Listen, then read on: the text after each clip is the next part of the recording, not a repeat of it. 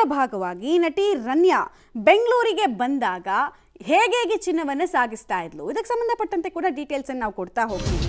ಚಿನ್ನವನ್ನ ಆಕೆ ತಗ್ಲಾಕೊಂಡಾಗ ಬಚ್ಚಿಟ್ಟಿದ್ದು ಗೊತ್ತಾ?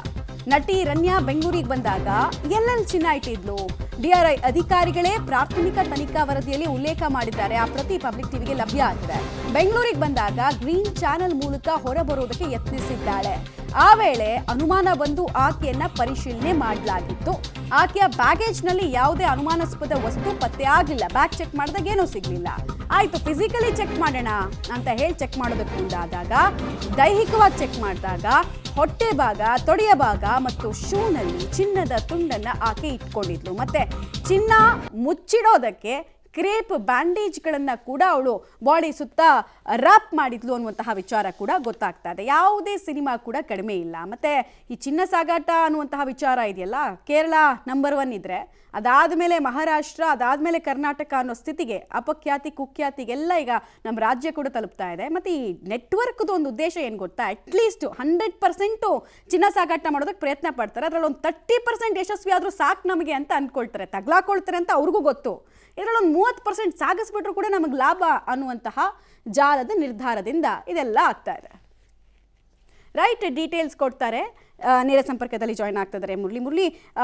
ಚಿನ್ನವನ್ನ ಸಾಗಾಟ ಮಾಡ್ಕೊಳ್ಳೋದಕ್ಕೆ ಆಕೆ ಹಿಡಿದಂತಹ ದಾರಿ ಬಗ್ಗೆ ಏನೆಲ್ಲ ಅಧಿಕಾರಿಗಳು ಕಂಡುಕೊಂಡಿದ್ದಾರೆ ಪ್ರಾಥಮಿಕವಾಗಿ, ಮತ್ತೆ ಈ ಜಿನಿವಾ ಕನೆಕ್ಷನ್ ಬಗ್ಗೆ ನೋಡ್ತಾ ಇದ್ರೆ ತುಂಬಾ ಚೆನ್ನಾಗಿ ಟ್ರೈನ್ ಆಗಿದ್ಲು. ಅಕಸ್ಮಾತ್ ಯಾರಾದರೂ ಪ್ರಶ್ನೆ ಕೇಳಿದ್ರು ಕೂಡ ಈ ಥರದ ಉತ್ತರ ಕೊಟ್ಟರೆ ಆಕೆ ಅಲ್ಲಿಂದ ಎಸ್ಕೇಪ್ ಆಗ್ಬೋದು ಅನ್ನೋ ಟ್ರೈನಿಂಗು ವ್ಯವಸ್ಥಿತವಾಗಿ ಆಗಿತ್ತು ಅನ್ನೋದು ಗೊತ್ತಾಗ್ತಾ ಇದೆ. ಸೊ ಇದೊಂದು ಇಂಟರ್ನ್ಯಾಷನಲ್ ಸಿಂಡಿಕೇಟ್, ನ್ಯಾಷನಲ್ ಸಿಂಡಿಕೇಟ್ ಅನ್ನೋದಕ್ಕಿಂತ ಇಂಟರ್ನ್ಯಾಷನಲ್ ಸಿಂಡಿಕೇಟ್ನ ಭಾಗವಾಗಿ ರನ್ಯಾ ಇದ್ಲ ಅನ್ನೋದು ಪ್ರಶ್ನೆ.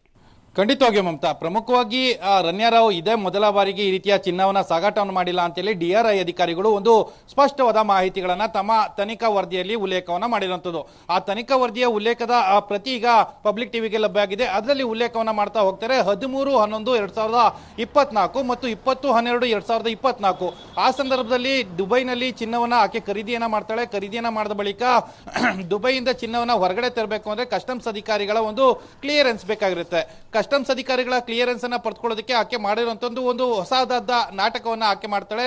ಸ್ವಿಟ್ಜರ್ಲ್ಯಾಂಡ್ ನ ಜಿನೆವಾಕ್ಕೆ ನಾನು ತೆಗೆದುಕೊಂಡು ಹೋಗ್ತಾ ಇದ್ದೀನಿ, ಅಲ್ಲಿಗೆ ನಾನು ಇದನ್ನ ತೆಗೆದುಕೊಂಡು ಹೋಗುವಂಥದ್ದು, ಜೊತೆಗೆ ನಾನು ಅಲ್ಲಿ ವಾಸವಾಗಿದ್ದೀನಿ ಅನ್ನೋದ್ರ ಬಗ್ಗೆ ಒಂದು ಕಟ್ಟುಕಟ್ಟೆಯನ್ನ ಕಟ್ಟಿದ್ದಾಳೆ. ಅದಾದ ಬಳಿಕ ಏನು ಡಿಸೆಂಬರ್ನಲ್ಲೇ ಡಿಸೆಂಬರ್ 25ರ ಸಂದರ್ಭದಲ್ಲಿ ಬೆಂಗಳೂರಿಗೆ ಆಕೆ ಏನು ಪ್ರಯಾಣವನ್ನ ಬೆಳೆಸ್ತಾ ಸಂದರ್ಭದಲ್ಲಿ ಅದು ಜಿನೆವಾದ ಬದಲಾಗಿ ಬೆಂಗಳೂರಿಗೆ ಬಂದಿರುವಂತದ್ದು ಅನ್ನೋದ್ರ ಬಗ್ಗೆ ಡಿಆರ್ಐ ಅಧಿಕಾರಿಗಳು ಮಾಹಿತಿಗಳನ್ನ ಹೇಳ್ತಾ ಇದ್ದಾರೆ. ಪ್ರತಿ ಬಾರಿಯೂ ಕೂಡ ದುಬೈನಲ್ಲಿ ಇದೇ ರೀತಿಯಲ್ಲಿ ಕಸ್ಟಮ್ಸ್ ಅಧಿಕಾರಿಗಳಿಗೆ ದಾರಿ ತಪ್ಪಿಸುವಂತದ್ದು, ಜೊತೆಗೆ ಕಸ್ಟಮ್ಸ್ ಅಧಿಕಾರಿಗಳಿಂದ ಕ್ಲಿಯರೆನ್ಸ್ ಅನ್ನ ಪಡ್ಕೊಳ್ಳೋ ಸಂದರ್ಭದಲ್ಲಿ ಈ ರೀತಿಯ ಪ್ರಯತ್ನಗಳನ್ನ ಆಕೆ ಮಾಡಿದ್ದಾಳೆ ಅನ್ನೋದ್ರ ಬಗ್ಗೆ ಸ್ಪಷ್ಟವಾದ ಮಾಹಿತಿಗಳು ಗೊತ್ತಾಗ್ತಾ ಇದಾವೆ. ಯಾಕೆಂದ್ರೆ ಜಿನೆವಾಗೆ ಹೋಗೋದಿಕ್ಕೆ ಬೆಂಗಳೂರಿಗೆ ಬರಲಿಕ್ಕೂ ಕೂಡ, ಅಂದ್ರೆ ಭಾರತದ ಒಳಗಡೆ ಬರಲಿಕ್ಕೆ ಏನಾದ್ರೂ ಬೇರೆ ರೀತಿಯ ಪ್ಲಾನ್ ಗಳನ್ನ ಮಾಡ್ತಾ ಇಲ್ಲ ಅನ್ನೋದು ತನಿಖಾ ಹಂತದಲ್ಲಿ ಗೊತ್ತಾಗಬೇಕಾದಂಥದ್ದು. ಮಮತಾ, ನೀವು ಹೇಳ್ತಾ ಇದ್ರಿ ಇದು ಕೇವಲ ನ್ಯಾಷನಲ್ ಆಗಿ ರಾಷ್ಟ್ರೀಯವಾಗಿ ಈ ರೀತಿಯ ಸ್ಮಗ್ಲಿಂಗ್ ಅನ್ನ ಮಾಡ್ತಾ ಇಲ್ಲ, ಇದು ಇಂಟರ್ನ್ಯಾಷನಲ್ ಸ್ಮಗ್ಲಿಂಗ್ ಗ್ಯಾಂಗ್ ನ ಜೊತೆಯಲ್ಲಿ ಆಕೆ ಕೈ ಜೋಡಿಸಿದಾಳೆ ಅನ್ನೋದು ಸ್ಪಷ್ಟವಾಗಿ ಗೊತ್ತಾಗ್ತಾ ಇದೆ. ಯಾಕಂದ್ರೆ ಕಸ್ಟಮ್ಸ್ ಅಧಿಕಾರಿಗಳು ಕೂಡ ಕ್ಲಿಯರೆನ್ಸ್ ಅನ್ನ ಕೊಡೋ ಸಂದರ್ಭದಲ್ಲಿ ತಪ್ಪು ಮಾಹಿತಿಯನ್ನ ಕೊಟ್ಟು ಆಕೆಯನ್ನಾದ್ರೂ ಒಳಗಡೆ ಏರ್ಪೋರ್ಟ್ ನ ಒಳಗಡೆ ಸೇರ್ಕೊಳ್ಳೋದಕ್ಕೆ ಅವಕಾಶವನ್ನು ಮಾಡಿಕೊಡ್ತಾ ಇದ್ರೆ, ಇದೆಲ್ಲದ್ರ ಬಗ್ಗೆ ಕೂಡ ಒಂದಷ್ಟು ತನಿಖೆಯನ್ನ ನಡೆಸಬೇಕಾಗಿರುತ್ತದೆ. ಆ ತನಿಖೆಯಿಂದ ಈ ಎಲ್ಲಾ ಮಾಹಿತಿಗಳು ಕೂಡ ಬಹಿರಂಗ ಆಗ್ಬೇಕಾಗಿರುತ್ತದೆ. ಅಂದ್ರೆ ಆಕೆ ಮನೆಯಲ್ಲಿ 2,6,6,6,00,000 ಏನು ಚಿನ್ನಾಭರಣವನ್ನ ವಶಕ್ಕೆ ತೆಗೆದುಕೊಂಡಿದ್ರು, ಅದನ್ನ ಜಿನೆವಾದ ಲೆಕ್ಕಾಚಾರದಲ್ಲಿ ತಂದಿದ್ದಾಳೆ. ಅದೇ ರೀತಿಯಲ್ಲಿ 14 kg ಚಿನ್ನವನ್ನ ತರೋ ಸಂದರ್ಭದಲ್ಲೂ ಕೂಡ ಇದೇ ರೀತಿಯ ಮಾಹಿತಿಗಳನ್ನ ಹೇಳಿರುವಂತಹ ಸಾಧ್ಯತೆಗಳಿದ್ದಾವೆ ಅಂತೇಳಿ ಡಿಆರ್ಐ ಅಧಿಕಾರಿಗಳು ಅನುಮಾನವನ್ನ ವ್ಯಕ್ತಪಡಿಸಿರುವಂತದ್ದು. ಮಮತಾ, ಬಟ್ ಇಡೀ ಈ ಪ್ರಕರಣದಲ್ಲಿ ಇಲ್ಲಿ ತನಕ ಕಲೆ ಹಾಕಿರುವ ಮಾಹಿತಿಗಳ ಪ್ರಕಾರ ಮುರಳಿ, ರನ್ಯಾ ಇಡೀ ಈ ಎಂಟೈರ್ ಸಿಂಡಿಕೇಟ್ನ ಹೆಡ್ ಆಗಿ ಕಾರ್ಯನಿರ್ವಹಿಸ್ತಾ ಇರೋದ, ಅಥವಾ ಯಾರ್ದೋ ಮಧ್ಯದಲ್ಲಿ ಕೇವಲ ಚಿನ್ನ ಸಾಗಾಟದ ಮಧ್ಯಸ್ಥಿಕೆಯನ್ನ ಈಕೆ ವಹಿಸಿರ್ತಕ್ಕಂಥದ್ದ ಅಂತ? ಖಂಡಿತ ಅರವಿಂದ್, ಯಾಕೆಂದ್ರೆ ಇದು ಮಧ್ಯಸ್ಥಿಕೆ ಅಂತ ಹೇಳಿ ಮಾತ್ರ ಹೇಳಲಿಕ್ಕೆ ಸಾಧ್ಯ. ಯಾಕೆಂದ್ರೆ ಆಕೆಗೆ ಸಂಪೂರ್ಣವಾಗಿ ಇಡೀ ಪ್ರಕರಣ ಮತ್ತು ಅದನ್ನ ಚಿನ್ನವನ್ನ ಎಲ್ಲಿ ಖರೀದಿ ಮಾಡಬೇಕು, ಜೊತೆಗೆ ಅದನ್ನ ಯಾವ ರೀತಿಯಲ್ಲಿ ದಾರಿ ತಪ್ಪಿಸಬೇಕು ಅದರ ಬಗ್ಗೆ ಅಷ್ಟೇ ಮಾಹಿತಿಗಳಿರುವಂತದ್ದು. ಅದಕ್ಕೆ ಹಣವನ್ನ ಯಾರು ಟ್ರಾನ್ಸಾಕ್ಟ್ ಅನ್ನ ಮಾಡ್ತಾ ಇದ್ರು, ಜೊತೆಗೆ ಹಣವನ್ನ ಈಗ ಸರಿಸುಮಾರು 14 kg ತಂದಿದ್ದಾಳೆ. 14 kgಗೆ 13 ಕೋಟಿಯಷ್ಟು ಹಣವನ್ನ ಸಂದಾಯವನ್ನ ಮಾಡಬೇಕು. 13 ಕೋಟಿಯ ಹಣವನ್ನ ಸಂದಾಯ ಮಾಡಲಿಕ್ಕೆ ಆಕೆ ಬಳಿಯಲ್ಲಿ ಯಾವುದೇ ರೀತಿಯ ವೈಟ್ ಟ್ರಾನ್ಸಾಕ್ಷನ್ ಕೂಡ ಇರಲಿಲ್ಲ. ಅದನ್ನ ಹವಾಲದ ಮೂಲಕ ಟ್ರಾನ್ಸಾಕ್ಷನ್ ಮಾಡಿರುವಂತಹ ಸಾಧ್ಯತೆಗಳೇ ಅತಿ ಹೆಚ್ಚಾಗಿರುವಂತದ್ದು. ಅತಿ ಹೆಚ್ಚಾಗಿರೋ ಹಿನ್ನೆಲೆಯಲ್ಲಿ ಹವಾಲವನ್ನ ಯಾರು ಟ್ರಾನ್ಸಾಕ್ಟ್ ಅನ್ನ ಮಾಡ್ತಾ ಇದ್ರು, ಈಗ ತರುಣ್ ರಾಜ್ ಅಂತೇಳಿ ಮತ್ತೊಬ್ಬ ಆರೋಪಿ ಬಂಧನ ಆಗಿದ್ದಾನೆ. ಆತನ ಬಳಿಯಲ್ಲಿ ಕೂಡ ವಿಚಾರಣೆಯನ್ನು ಮಾಡೋ ಸಂದರ್ಭದಲ್ಲಿ ಆತನು ಕೂಡ ಮಧ್ಯವರ್ತಿಯಾಗಿ ಕೆಲಸವನ್ನು ಮಾಡ್ತಾ ಇದ್ದಾನೆ. ಈಕೆಯ ಎಕ್ಸ್ ಬಾಯ್ ಫ್ರೆಂಡ್ ಅನ್ನೋದ್ರ ಬಗ್ಗೆ ಮಾಹಿತಿಗಳು ಸಿಗ್ತಾ ಇದಾವೆ.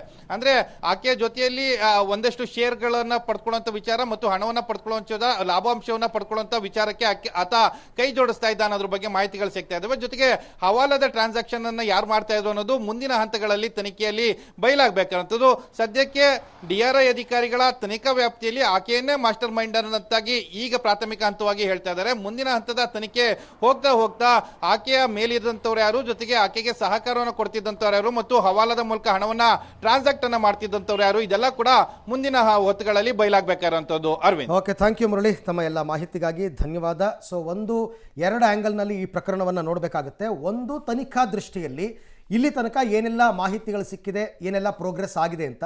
DRI ಅಧಿಕಾರಿಗಳು ಅಷ್ಟೇ ಎಲ್ಲವನ್ನೂ ಏನು ಹೊರಗಡೆಗೆ ಬಿಟ್ಕೊಡಲ್ಲ. ಕೆಲವು ಮಾಹಿತಿ ಬಿಡ್ತಾರೆ, ಕೆಲವು ಬಿಡಲ್ಲ. ಅದು ಯಾರಿಗೋ ಕಾಲ್ ಮಾಡಿದ್ರು ಮಿನಿಸ್ಟ್ರಿಗೆ ಅಂದ್ರಪ್ಪ, ಆ ಮಿನಿಸ್ಟ್ರು ಯಾರು ಅಂತ ಹೇಳಲೇ ಇಲ್ಲ. ಇವರು ಹೇಳಬೇಕಾಗಿತ್ತು ಅಷ್ಟಿದ್ದವರು. ನಿಮ್ಮ ರಿಪೋರ್ಟಲ್ಲೇ ಇದೆ ಅಂತ ಹೇಳ್ತೀರಾ 2 ಸರ್ತಿ ಮಿನಿಸ್ಟ್ರಿಗೆ ಕಾಲ್ ಮಾಡಿದ್ರು ಅಂತ. ಹೆಸರು ಹೇಳಿ. ಹೈಡ್ ಆ್ಯಂಡ್ ಸೀಕ್ ಯಾಕೆ ಈ ಪ್ರಕರಣದಲ್ಲಿ ಅಂತ ಗೊತ್ತಾಗ್ತಿಲ್ಲ ನನಗಂತೂ.